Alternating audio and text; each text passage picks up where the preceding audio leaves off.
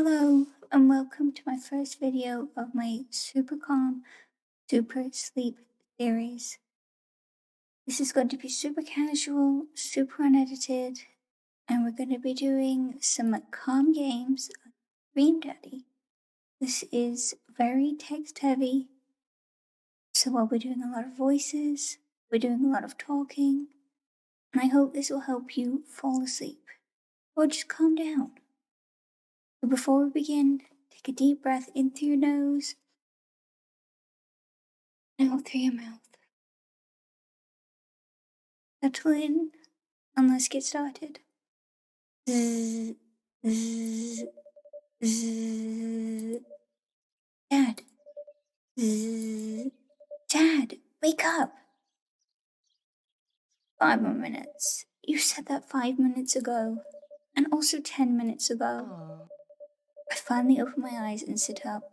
I'm lying in the middle of the living room, spooning a movie box. I yawn and stretch. Morning, Manda Panda. Yikes, Dad breath. Go brush your teeth. Dad tip number 1, don't forget to floss every day. Build that dad. Let's make our dad. I think I like this body. I like that head. Let's give him a bun. Blue hand, because that's my favorite colour. Don't want his eyes to be too suspicious. Make them tired. I'm very busy. Very tired and busy. Make them nice and green. Noses. Want it too small, but not too big either. That's perfect. Mouths. That's a bit too smiley, in my opinion. And that toothpick makes him look a bit mean. And that makes him just look very unhappy. Perfect. Brows. Let's make them nice and bushy. Glasses. Round. I like the round ones. Piercings. Oh, we didn't do facial hair. There we go. Perfect. Clothing. Those ones look like pajamas. Looking good. Name that dad. Let's call him Sleepy Dave. Be that dad. Dad tip number 36. Trust no one. Dad tip.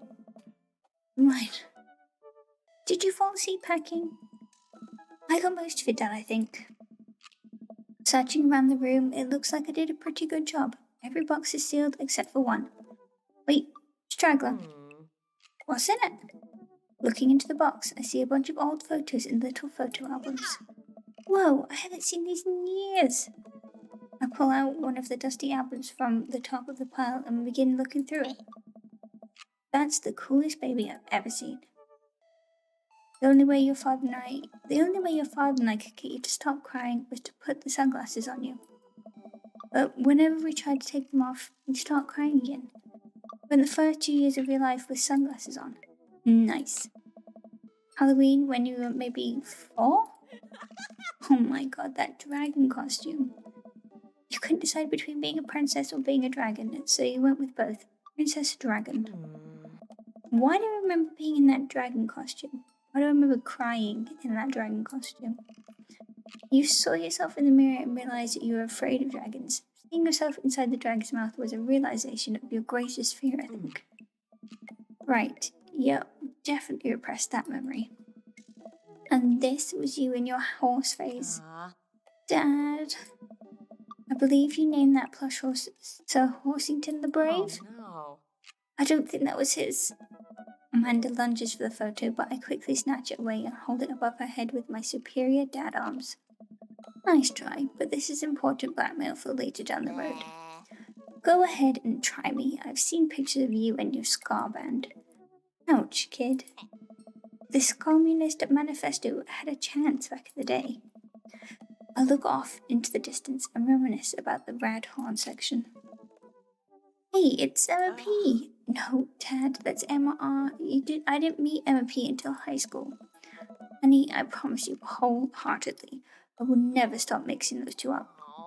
Dad, Emma R, she's been my best friend since I was 7. Give it a little bit of effort. Oh, right. Emma P was the one who fired a flaming tennis ball at the police station. Lighter fluid, tennis ball, tennis racket, right? Dad, that was you. Oh, right, I was a wild child. I was 6 when you did it. Okay, Amanda, I wasn't aiming for the police station. It just happened that there was a police station in the vicinity of where I wanted to hit a flaming tennis ball. Yeah, I remember you explaining that to the police. They didn't believe me either. Anyway, I gotta show this to Emma R later. She'll get a kick out of it. The first photography award you ever won. Yeah, and it got us a $20 gift card to McFriday's. And then you got food poisoning from the cheesy tostada blast. I think you mean it food poisoning, with a Z. Chad. Still can't drive past McFriday's without gagging. Still proud of you, though. Amanda reaches down into the box and pulls out one last photo. Neither of us say a word. We stare at the photo for a long moment. I finally decide to break silence. That was the day we adopted you. It's kind of a funny story. The day we brought you home, we got into a car accident. It wasn't anything big, just a little fender bender in the parking lot. But of course I was freaking out, and the little old lady who crashed into us was freaking out. I didn't know what to do. But your father, oh man. He holds my hand and looks me directly in the eye, the calmest I've ever seen him. He says, "It's okay. It's all gonna be okay." He was right, I stare at the picture for longer, maybe too long. I miss him. I can't even imagine what it must be like for Amanda. He pats me on the back. Come on, Pops, we gotta finish packing. The moon van won't wait forever. You alright? Amanda and I pile into the car and take one last look at the old house. So many memories here. Hard to believe your father and I bought this place almost 20 years ago. Hey, remember when I shattered the front window playing catch? You always had very strong arms. Hey, remember when I shattered the other front window pretending to be a robot who breaks windows? You were a very imaginative child. Hey, remember when I broke the back window? We get it, Amanda. You break stuff. And there'll be plenty more stuff for me to break in the new place. Memories to make and stuff to break. You ready?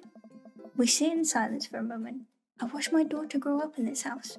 It will forever hold a place in my heart, but it stings a little bit to leave it behind. I'm ready. The moving van begins to pull away and I get the car into position to follow it.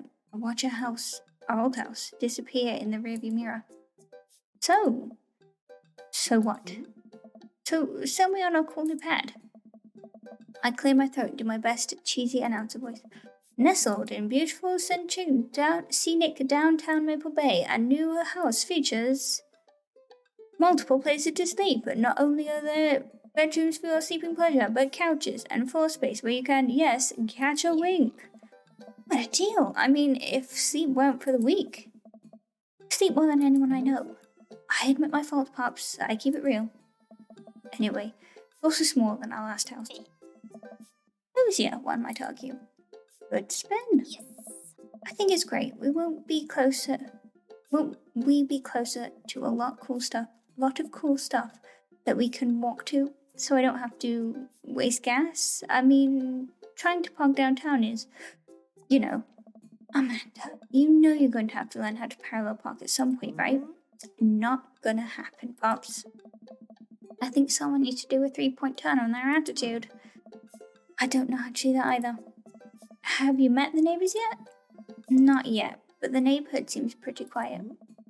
So, you won't have to chase any random teens off your lawn. You are the very teen you mock when you say that, honey. I'm in my last year of high school. I'm practically dust. Yeah, you're a real... Don't you dare. Senior... Dad, I know where this is going. Citizen, I was just gonna know that. But I won't forget it. So, what's item number 1 on their new house agenda? Well, first we'll need to forge a pass through the solid wall of boxes that's blocking the living room. Still have to install the washer and dryer. We need to go grocery shopping. Pops, hold your jets. You have to promise me that we're gonna take a break and explore the neighborhood. Okay, you're right. We'll get some work done, then check the area out. We pull up to the new house and step outside. The lawn is freshly mown and the for sale sign is in the backyard. Aiyah! And with a swift kick from Amanda, the for sale sign is no more. Nice form, sweet pea. I got a problem with authority. I'm so proud. Man, all that karate chopping tuckered me out. I could really go for a sandwich. An ice cream sandwich. Sweetie, it's 10 a.m.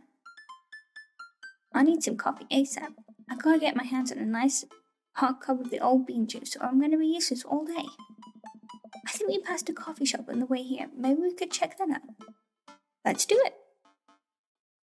Dad tip number 39. Never mind. We walk down the street to the Coffee Spoon, a cute little place on the corner. Man, this is such convenient walking distance from our place. I mean, I guess. What's wrong? Why would I go somewhere else and drink coffee on a couch when I could just drink better coffee at home on my own couch and not have to make awkward eye contact with other people? At least when I'm home, some random guy isn't going to come up and sit on the recliner next to me and I won't feel like a little weird about it because technically he's not sitting at my table, but he's very much within my personal zone. Dad, and what's the etiquette when you have a dirty mug? Is there a bin? Do you go sit it up on the counter because you don't know where else to put it? Or do you leave it there and feel your face flush hot with shame as you consider the possibility that there is in fact a bin somewhere just out of sight and now you're the jerk who left their mug? Dad, are you just afraid of meeting new people? Yes, Amanda. We walk inside. The inside of the coffee shop is incredibly warm and inviting. Vinyl records line the walls, and paintings lounge around on well-worn couches. Some cool tunes spin on a record player next to a little stage. Welcome to the Coffee Spoon, guys. How's it going? What's with the name? Oh, it's kind of dumb. It gets mentioned in this poem I like, and I thought it was a good idea at the time, and I suppose now it's still a good idea because, the business is still running. But people ask me that question all the time, and I give them the same answer every time, and now I'm standing here rambling, and I'm sure we're all getting more and more uncomfortable the more I keep talking, but man, we're in it now, and I can't stop. So, what'll it be? I scan the chalkboard menu, and I'm immediately overwhelmed. I'll have, Ice, Tegan, and Sarah. Good choice. I don't get it. Oh, it's a pun. Tegan and Sarah are this really awesome Canadian indie band formed in 1995 when they were nominated for a Grammy in 2013 and are known for being masters of not only pop hits but meaningful lyricism. I'm doing the thing again, but coming right up. And for you, I'll have a macchiato de maca, please. Come right up. Do you want that in small, medium, or biggie smalls? Medium. Wait, is Biggie Smalls big or small? I should change that, shouldn't I? Matt sits to making our drinks and Amanda and I take a seat on one of the couches. What's his deal? Let the man make his puns. They're cooler bands than you listen to anyway. Hey! Scott was cool once. This couch is actually pretty comfy. Maybe not comfier than our couch, but it's alright. Good lumbar support, you sink right into it. Okay, it's comfier than our couch. Amanda nudges me.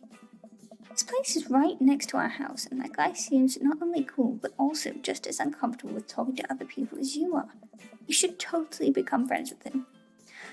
I don't know. Come on, what did we say about meeting new people? I can't meet new people if I always stay inside and also don't go outside and also don't talk to people.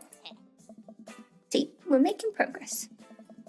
Matt sets our drinks down on our table and I have a sip. The iced tea and Vera is delicious. Hi, we're new in the neighborhood. I'm Amanda and this is my dad, Sleepy. Oh, right on. Pleased to meet you both. You ought to come by when my daughter's hanging around the shop. You two might get along. Yeah, I'm sure we'll maybe come in from time to time. Amanda kicks my leg from under the table. I'm sure we'll be in here a lot. You know what? Let me get you guys' opinion on something. Matt goes into the back and comes out with a fresh plate of something that smells amazing. I'm working on a new banana bread recipe and I need help coming up with a name for it. Well, I think we're going to have to taste test it first so we can get the full flavor profile of, and really appreciate the flavor sensations of. Amanda nods vigorously. She knows this game. Yeah, we need to get that nana bread a taste if you want us doing free creative labor. I think that would be commensurate with, I've taught her well. We have trained for this day. I was just gonna give you guys free banana bread anyway. Right, yes, that. Matt serves us each a piece. Amanda and I happily chow down. This is amazing. Thanks, the secret ingredient is bananas. Oh, any ideas? I'm stopped. Well, I think I might only be able to give you dad band puns, but I'll give it a shot. Right said banana bread? Like, right said bread. But now it's about banana bread? I think the youngsters would like it despite not getting it. Huh? That actually has a nice ring to it. Really? Hey. Yeah. Right said banana bread. Strong decisions? That's art, baby. Oh. I wanted to say baby because I thought it would sound cool, but once I said it, I realized that it just doesn't sound good coming out of my mouth, and maybe I should just leave saying baby to the professionals. Hey. Enjoy your coffee. Thanks, baby. Oh. See, it sounds good when you say it. Across the way, a man catches my eye. He sits by himself, brooding over a cup of coffee. Our eyes meet just for a moment. I hastily look away, hoping he didn't catch me staring. Who is that? We finish up our drinks and head out. Thanks for stopping in. Take care. Okay, now that we're full of caffeine, where to? Let's go take a nap. We just had coffee. Have you ever known me to play by the rules? Your father is a rebel, sweetie. Now all aboard the train to the Sleepy Time Junction. Dad tip number 9. What? As we're walking home, I hear heavy footsteps coming up behind us. Sleepy, bro! I turn around and am greeted by a familiar face striding up to us. Craig? Bro! Bro! Holy, wow, I haven't seen Craig in forever. It's been too long, dude. It's his voice now. Yeah, wow, you look great. Haha, yeah, I cleaned up my act. Cleaned up his act? Are you kidding me? He's ripped. Amanda, this is my friend Craig. We went to college together. We were roommates for a while too. Amanda, dude, you probably don't remember me, but you're so big now. Hello, and hello, cute baby. Thank you. The last time I saw you, I think you were about her size. This is River. Say hi, River.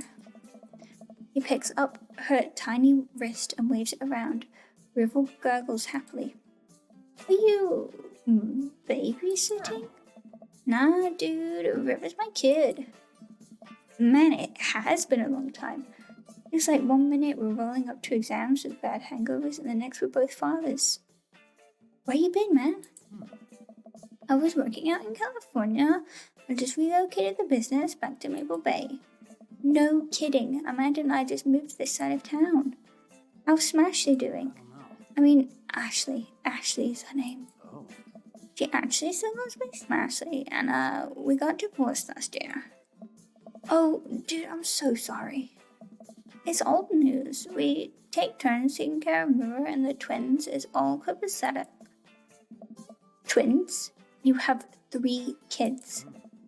Ain't life something, bro? Right? Kegstand Craig is a father of 3. Kegstand Craig? Oh, yeah, it was my old college nickname. He got it because he did a lot of keg stands.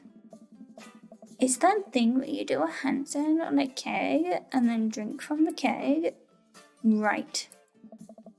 He was very good at it. Bro, I hate to be that guy, but in the middle of my daily jog, and I really gotta keep up my heart rate for very long for, resistance training. You jog daily. I jog yearly. On January 1st, when I promised myself that I'm gonna jog daily for the rest of the year, but I gave up after 30 minutes and just walked home. Well, it's never too late to get back into it, dude. You should join me sometime. I don't know. Come on, it'd be fun. We could grab breakfast afterwards, catch up. We could do a bro brunch like the good old days.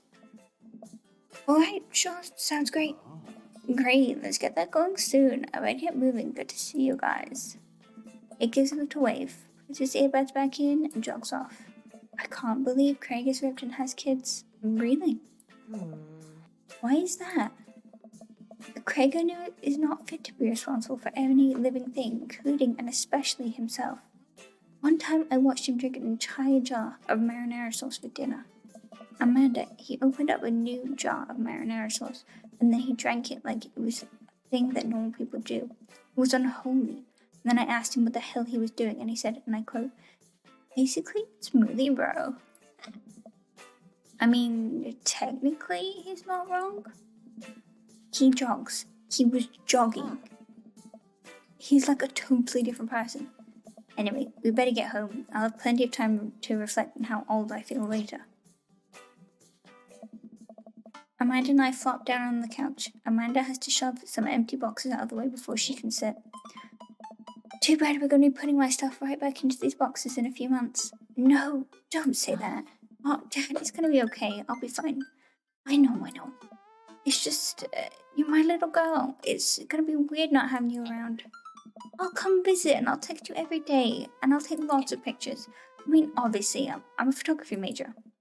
You promise? Of course. Are you going to be okay by your lonesome? Oh, come on. I'll be fine. I'll get a dog or something. A dog. Forget art school. I'll save the dog. Is that what it's going to take? Medium-sized dog? Handkerchief around the neck? I get to name it. That's what it'll cost me to give up on my dreams. I'm a woman of simple wants and needs. Well, a dog is a lot cheaper than college. Amanda laughs. Suddenly, a pile of envelopes sail through the mail slot. Speaking of college, Amanda trots over to the envelopes and shuffles through them. She pulls one out and throws the rest back on the floor. This is from McGowan College of Art and Design. Open it. But I'm scared. It's just an envelope. Yeah, it's just like my entire future. Not a big deal.